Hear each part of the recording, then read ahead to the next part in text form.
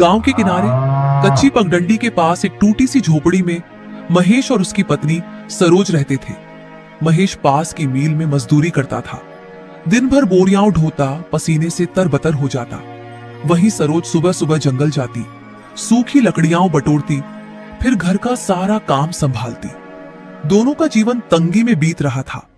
एक दिन महेश जैसे ही काम पर जाने के लिए घर से बाहर निकला, वैसे ही तेज बारिश शुरू हो गई। ये देख महेश परेशान हो उठा। सरोज घबराकर बाहर आई। सुनो जी, आज मत जाइए काम पर। देखिए बारिश कितनी तेज हो रही है। अगर आप भीग गए तो तबीयत खराब हो जाएगी। सरोज, अगर आज नहीं गया तो मालिक बहुत डांटेंगे। पहले ही पिछले हफ्ते एक दिन छुट्टी ले चुका हूँ। अगर नौकरी चली गई तो घर कैसे चलेगा? पर आपकी जान से बढ़कर क्या है। 2 वक्त की रोटी कहीं से भी जुटा लेंगे। पर अगर आप बीमार पड़ गए तो? तुम फिक्र मत करो, मैं संभल कर जाऊंगा। और देखो, दरवाजा अच्छे से बंद कर लेना। इतना कहकर वह साइकिल पर बैठ गया। तेज बारिश और हवा के बीच वह आगे बढ़ने लगा। ठंडी हवा शरीर को कंपा रही थी। करीब 1 घंटे की मशक्कत के बाद वह मील पहुंचा। तभी मील मालिक, मोटा सा आदमी, हाथ में छाता लिए आया। अरे महेश, जरा इधर आ। महेश घबराकर उसके पास गया। ये बता, तू इतनी देर से क्यों आया है? बाकी मजदूर तो समय पर पहुंच गए। मालिक, रास्ते में बहुत कीचड़ था, बारिश भी बहुत तेज थी, इसलिए थोड़ी देर हो गई। देर हो गई? क्या बारिश सिर्फ तेरे घर पर हो रही थी? दूसरे लोग कैसे समय पर पहुंच गए? महेश चुप रहा। उसने सिर झुका लिया। माफ कर दीजिए मालिक, आगे से ऐसा नहीं होगा। ठीक है, पर ध्यान रखना, वरना तू जानता है कि तेरा क्या होगा। महेश ने सिर हिलाया और काम पर लग गया। पूरा दिन वह भीगे कपड़ों में ही बोरे उठाता रहा।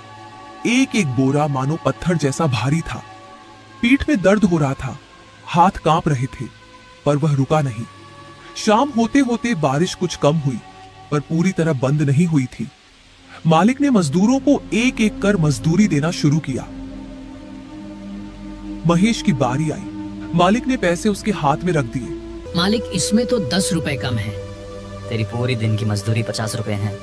तू आज लेट आया, इसलिए 10 रुपए काट लिए। नियम सबके लिए एक जैसा है।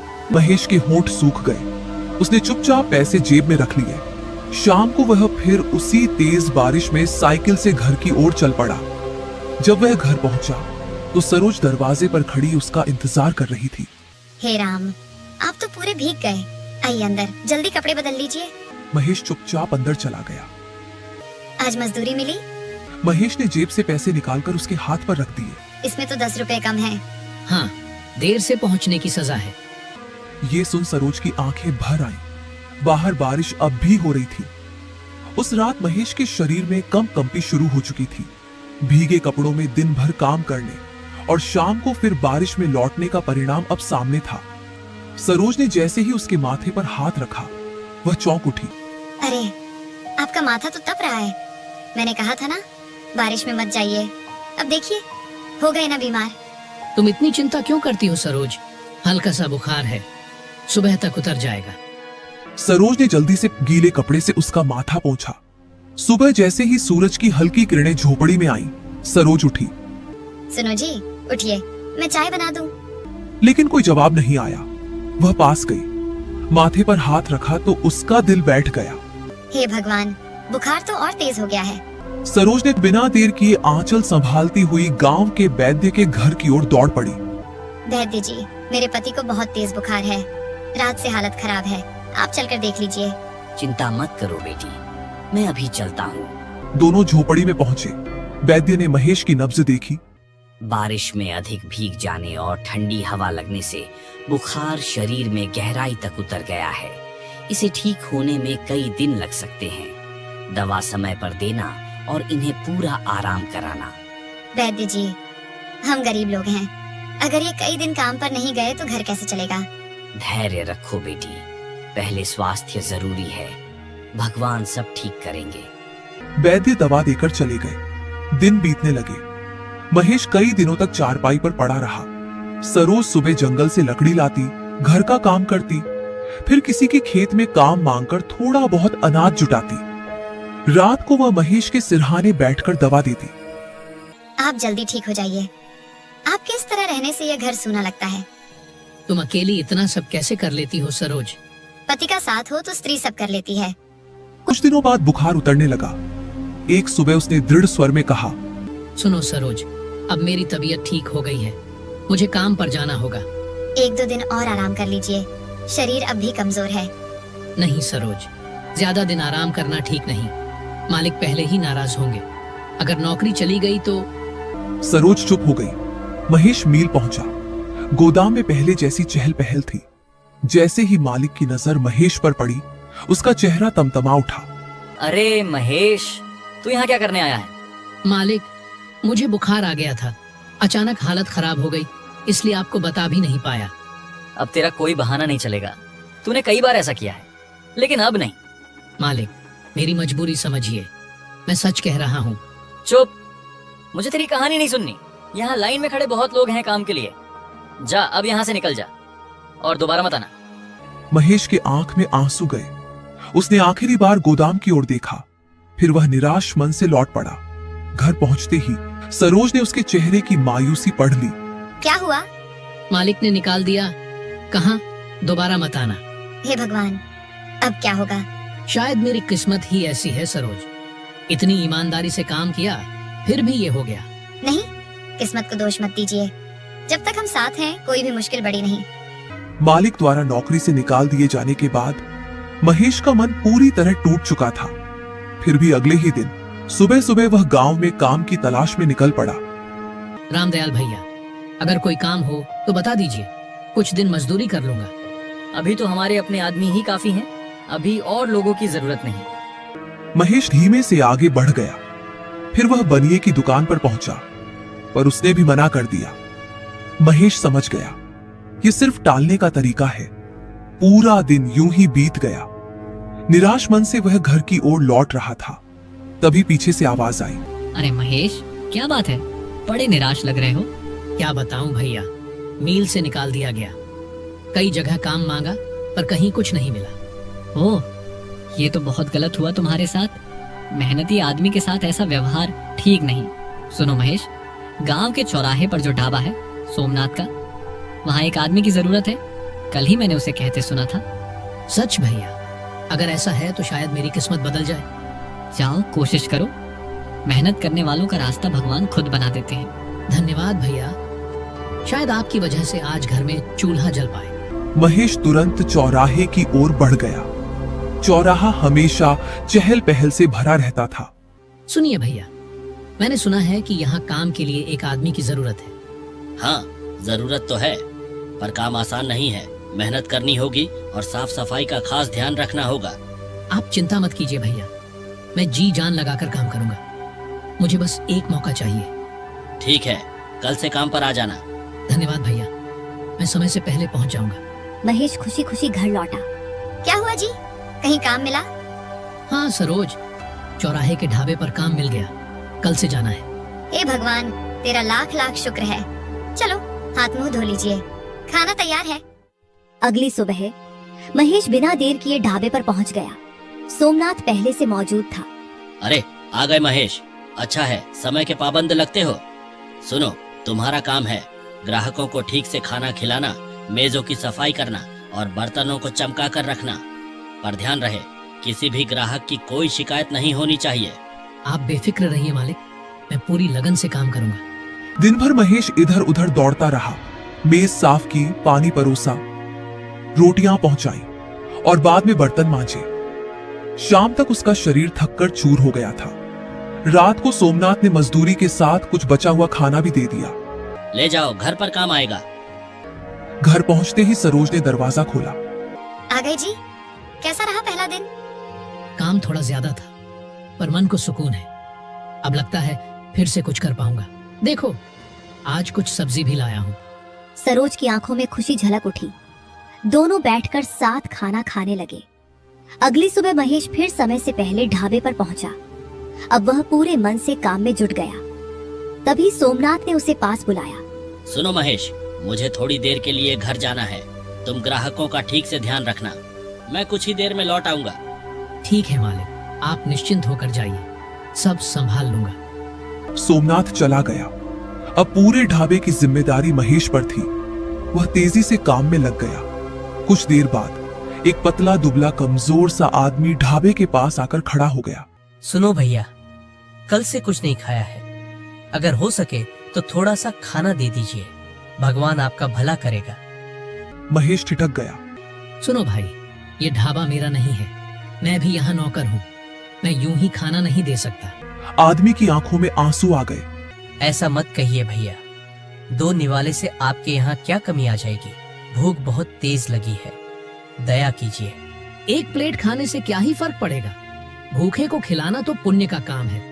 ठीक है भाई, आप बैठ जाइए, मैं आपके लिए खाना लाता हूँ। महेश ने एक प्लेट में रोटी और सब्जी परोसी और उसके सामने रख दी। वह आदमी ऐसे खाने लगा जैसे कई दिनों से भूखा हो। भैया, अगर थोड़ा और मिल जाए तो। ठीक है, अभी लाता हूँ। उसने आधी प्लेट और दे दी। आदमी ने पेट भरकर खाना खाया। भगवान आपका भला करे। महेश के मन में संतोष था। उसी समय सोमनाथ लौट आया। उसने आते ही एक नजर ढाबे पर डाली। उसे अंदाजा हो गया कि आज खाना कुछ ज्यादा खर्च हुआ होगा। कुछ देर बाद बाकी ग्राहक पैसे देकर चले गए। सोमनाथ बैठकर हिसाब लगाने लगा। अचानक उसका चेहरा सख्त हो गया। सुनो महेश, यहाँ 2 प्लेट खाने के पैसे कम हैं, ये कैसे हुआ? मालिक, अभी एक भूखा और कमजोर आदमी आया था। वह बहुत विनती कर रहा था, मैंने उसे 1 प्लेट खाना दे दिया। ये सुनते ही सोमनाथ का चेहरा लाल हो गया। अबे, तूने ये ढाबा अपने बाप का समझ रखा है क्या, जो मुफ्त में खाना बांट रहा है? मालिक, मैंने पहले मना किया था, पर वह बहुत गिड़गिड़ाने लगा। मुझसे देखा नहीं गया। चुप, तुझे पता है तूने कितना नुकसान किया है? तेरी 2 दिन की मजदूरी भी उतनी नहीं है। गुस्सा मत कीजिए मालिक, आप वो पैसे मेरी मजदूरी से काट लीजिए। ओह, बड़ा दानवीर समझता है अपने आप को। एक तो मुफ्त में खाना खिला दिया, ऊपर से मुझसे जुबान लड़ाता है। तभी सोमनाथ ने पास रखा डंडा उठा लिया। अभी बताता हूँ तुझे नियम तोड़ने का अंजाम। वह महेश को पीटने लगा। महेश ने ना विरोध किया, न हाथ उठाया, बस चुपचाप मार सहता रहा। ढाबे के पास से गुजरते लोग रुककर तमाशा देखने लगे, पर किसी ने आगे बढ़कर उसे बचाने की कोशिश नहीं की। महेश के शरीर पर डंडे के निशान पड़ गए और आंखों में आंसू थे। उठ और यहाँ से निकल जा। तू मेरे भरोसे के लायक नहीं है। अब तक तूने जो भी काम किया, उसके सारे पैसे उसी खाने में कट गए जो तूने मुफ्त में खिलाया था। सुनते ही महेश की आंखों से आंसू बह निकले। वह धीरे धीरे उठकर बिना कुछ बोले ढाबे से चला आया। शाम ढल चुकी थी। घर के दरवाजे पर सरोज खड़ी उसका इंतजार कर रही थी। जैसे ही उसने महेश को देखा, उसके कदम ठिठक गए। अरे ये क्या हुआ जी? आपकी ये हालत कैसे हुई? सरोज, यह सब ढाबे वाले सोमनाथ ने किया है। मैंने गलती से एक भूखे आदमी को मुफ्त में खाना खिला दिया। क्या? भूखे को खाना खिलाने पर उसने तुम्हें इतना मारा? सुनो जी, अब हम चुप नहीं रहेंगे। बहुत हो गया, कभी मील कभी ढाबा। हम कब तक इन लोगों का अन्याय सहते रहेंगे? चलो सरपंच से शिकायत करते हैं। नहीं सरोज, मुझे नहीं लगता कि सरपंच हमारी बात सुनेंगे। क्यों नहीं सुनेंगे? क्या इस दुनिया में गरीब की कोई जगह नहीं है? कल हम सरपंच के पास जरूर जाएंगे। महेश चुप रहा। उसके मन में अपमान की आग जल रही थी। अगली सुबह गांव के चबूतरे पर सरपंच कुछ लोगों के साथ बैठे थे। महेश और सरोज वहां पहुंचे। सुनिए सरपंच जी, कल सोमनाथ ने एक गरीब आदमी को खाना खिलाने के बदले मेरे पति को बहुत पीटा। आप बताइए, किसी भूखे को खाना खिलाने पर इस तरह मारना ठीक है क्या? सरपंच ने गंभीरता से सुना, फिर बोले, देखो सरोज, सोमनाथ ने पीट कर गलती की है, पर महेश को भी ऐसा नहीं करना चाहिए था। ढाबा उसका है, बिना उसकी इजाजत किसी को मुफ्त में खाना देना सही नहीं। पर सरपंच जी, मैंने क्या गलत किया? एक आदमी भूखा था, अगर उसे खाना दे दिया तो ढाबे में क्या कमी आ गई? तुम्हारी भावना गलत नहीं है महेश, लेकिन नियम भी तो होते हैं। ढाबा सोमनाथ का है, तुम्हारा नहीं। ये क्या सरपंच जी, आप भी उसी की बात को सही मान रहे हैं? क्या हम जैसे लोगों का इस दुनिया में कोई अस्तित्व नहीं? अगर आपने कुछ नहीं किया तो हम इसका फैसला कहीं और से करवाएंगे, ये आप जान लीजिए। ठीक है महेश, मैं सोमनाथ से बात करूंगा, उससे पूछूंगा कि उसने मारपीट क्यों की। महेश और सरोज वहां से लौट आए। घर आकर दोनों चिंतित बैठे थे। देखो जी, हमारा सरपंच भी उसी की तरफदारी कर रहा है जिसने हमारे साथ इतना गलत किया। इतनी मुश्किल से एक काम मिला था, पर उस दुष्ट सोमनाथ ने मार मार कर यह हाल कर दिया। सरोज, सोमनाथ पैसे वाला है, इसीलिए सरपंच भी उसका साथ दे रहा है। लेकिन अब मैं चुप नहीं बैठूंगा, अपने अपमान का जवाब लेकर रहूंगा, चाहे जो हो जाए। आप क्या करने वाले हो जी? कोई गलत कदम मत उठाइए। महेश ने कोई उत्तर नहीं दिया। वह उठकर बाहर चला गया। सरोज दरवाजे पर खड़ी उसे जाते हुए देखती रही। कहीं यह गुस्सा उन्हें किसी अनहोनी की ओर न ले जाए। उधर सरपंच सीधे सोमनाथ के ढाबे पर पहुंचे। सोमनाथ ने जैसे ही उन्हें आते देखा, तुरंत हाथ जोड़कर आगे बढ़ा। आइए सरपंच जी, आपका स्वागत है। बताइए कैसे आना हुआ? सोमनाथ, तूने महेश के साथ ऐसा व्यवहार क्यों किया? वह तेरे यहाँ काम करता था। उसने बस एक गरीब को खाना खिला दिया, बदले में तूने उसे बुरी तरह पीट दिया। सरपंच जी, आप ही बताइए, मेरे ढाबे पर रोज कितने लोग आकर मुफ्त में खाने की बात करते हैं। अगर मैं सबको खिलाने लगूं तो मैं खुद कंगाल हो जाऊंगा। मैंने यहाँ कोई लंगर नहीं लगाया है जो हर किसी को मुफ्त में खिलाता रहूं। देख सोमनाथ, समझाने का भी एक तरीका होता है। महेश को तू आराम से समझा सकता था। मारपीट करने की क्या जरूरत थी? गांव वाले सवाल उठाएंगे तो जवाब मुझे देना पड़ेगा। अब आगे किसी के साथ ऐसा किया तो मैं बर्दाश्त नहीं करूंगा। सोमनाथ थोड़ा नरम पड़ा। ठीक है सरपंच जी, आगे से ध्यान रखूंगा। यह कहकर सरपंच वहां से लौट गए। उधर महेश अकेला जंगल की ओर चला गया था। पेड़ों के बीच अंधेरा घिरने लगा था। महेश के मन में उथल पुथल मची थी। हे भगवान, तूने मुझे इतना गरीब क्यों बनाया? क्या गरीब होना ही सबसे बड़ा अपराध है? लेकिन अब जो भी हो, मुझे सब कुछ बदलना होगा। या तो मैं मर जाऊंगा या हालात बदल दूंगा। इधर घर पर सरोज अकेली बैठी प्रतीक्षा कर रही थी। हे भगवान, ना जाने ये कहाँ चले गए, कुछ बताया भी नहीं। उनकी रक्षा करना प्रभु। जंगल में चलते चलते महेश ने देखा, एक पेड़ के नीचे एक पक्षी घायल अवस्था में पड़ा है। महेश तुरंत उसके पास गया। अरे बेचारा, किसने तुझे इस हालत में छोड़ दिया? उसने अपने अंगोछे से उसके घाव साफ किए। पास की झील से पानी लाकर उसकी चोंच में डाला। कुछ ही क्षणों में एक अद्भुत घटना घटी। वह पक्षी धीरे धीरे एक वृद्ध बाबा के रूप में परिवर्तित हो गया। अरे बाबा, आप ये सब क्या है? बेटा, एक श्राप के कारण मैं इस रूप में भटक रहा था, पर तेरी दया ने मुझे मुक्त कर दिया। पर तू बता, इस अंधेरी रात में जंगल में क्या कर रहा है? महेश ने बाबा को अपने साथ हुई सारी घटना बता दी। मील की नौकरी, ढाबे की मार, अपमान और निराशा।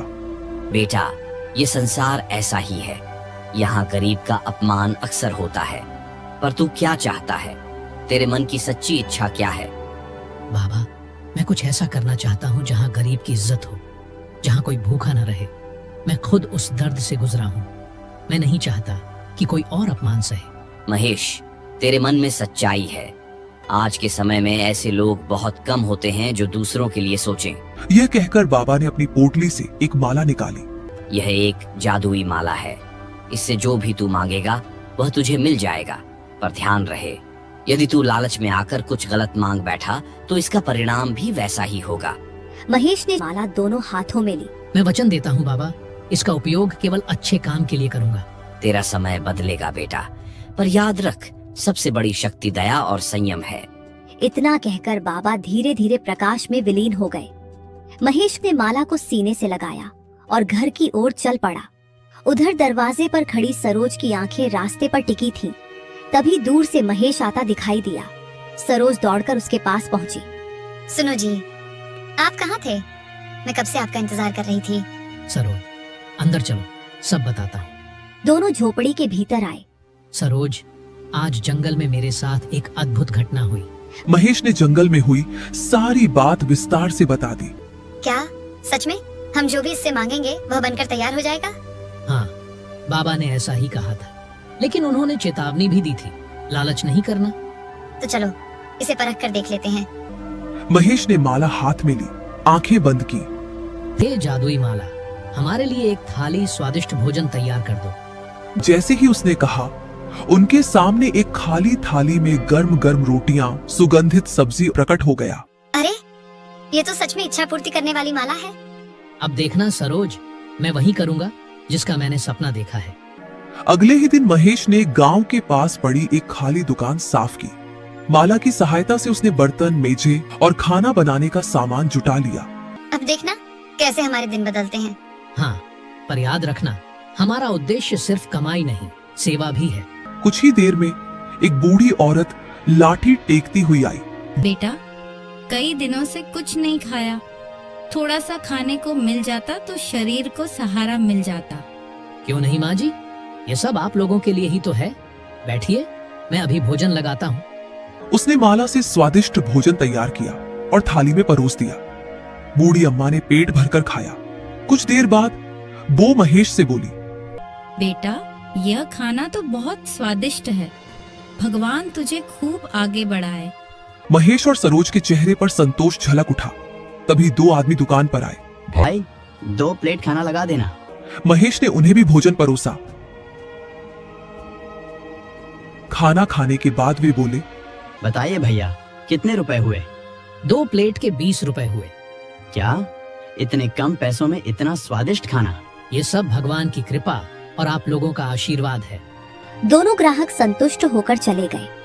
धीरे धीरे महेश की दुकान की चर्चा पूरे गांव में फैलने लगी। उधर सोमनाथ के ढाबे पर भीड़ कम होने लगी।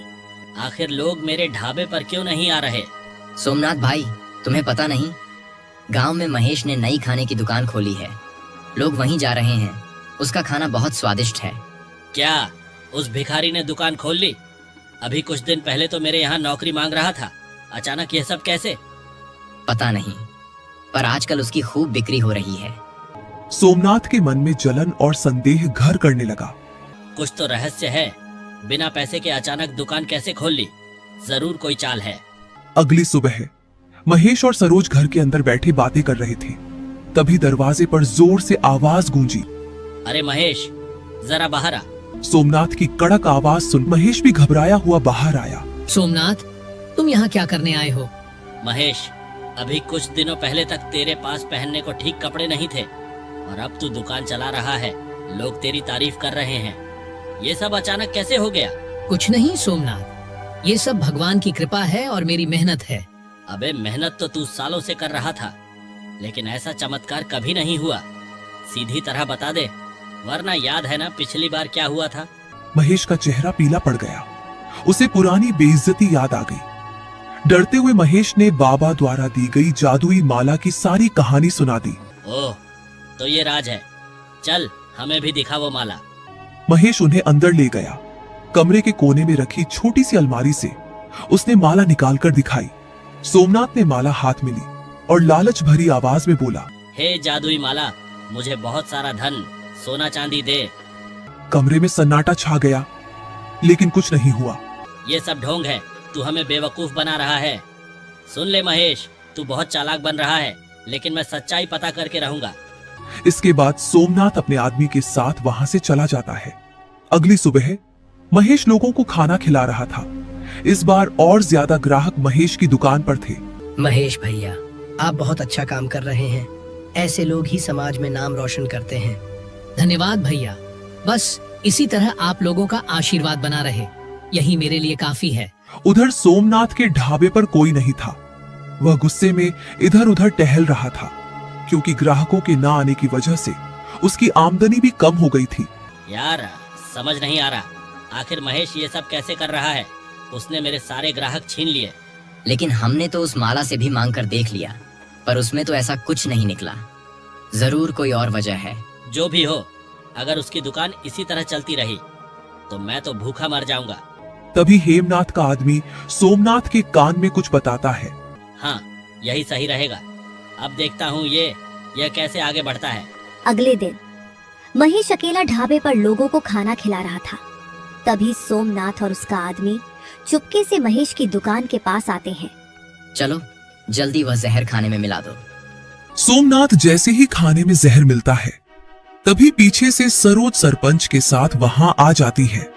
रुक जा सोमनाथ, मैंने तुझसे कितनी बार कहा था कि गलत रास्ता छोड़ दे, लेकिन तू नहीं माना। मुझे माफ कर दो सरपंच जी, जलन के कारण मैंने यह सब किया। महेश की तरक्की देखी नहीं गई मुझसे। नहीं, अब बहुत हो चुका। ऐसे आदमी को यूं ही छोड़ देना ठीक नहीं है। आज अगर हम समय पर नहीं आते तो न जाने कितने निर्दोष लोगों की जान चली जाती। तुरंत पुलिस को खबर करो। कुछ ही देर में पुलिस की जीप आकर ढाबे के सामने रुकी। 2 सिपाहियों ने आगे बढ़कर सोमनाथ को पकड़ लिया। चलो थाने, बाकी बात वही होगी। पुलिस सोमनाथ को जीप में बैठाकर ले गई। महेश भावुक होकर सरपंच के पास आया। आपका बहुत बहुत धन्यवाद सरपंच जी। आज आपने एक बड़ा अनर्थ होने से बचा लिया। धन्यवाद मुझे नहीं, अपनी पत्नी सरोज को दो। अगर इसने समय रहते मुझे खबर न दी होती तो आज हालात कुछ और होते। सरोज, तुमने? हाँ, मुझे पहले से ही शक था कि सोमनाथ कुछ गलत करेगा, इसलिए मैंने सोचा पहले ही सावधानी बरतना बेहतर है। महेश, तेरी नीयत साफ है। तू गरीबों को सस्ता और अच्छा खाना खिला रहा है। भगवान भी उन्हीं का साथ देते हैं जिनका मन साफ होता है। कुछ महीनों बाद अब वह छोटा सा ढाबा एक बड़े होटल में बदल चुका था। महेश सिर्फ खुद नहीं कमाता था, उसने गांव के कई बेरोजगार युवाओं को काम पर रख लिया था। सरोज, जादुई माला ने रास्ता दिखाया, लेकिन असली ताकत मेहनत और नेक नियत में है।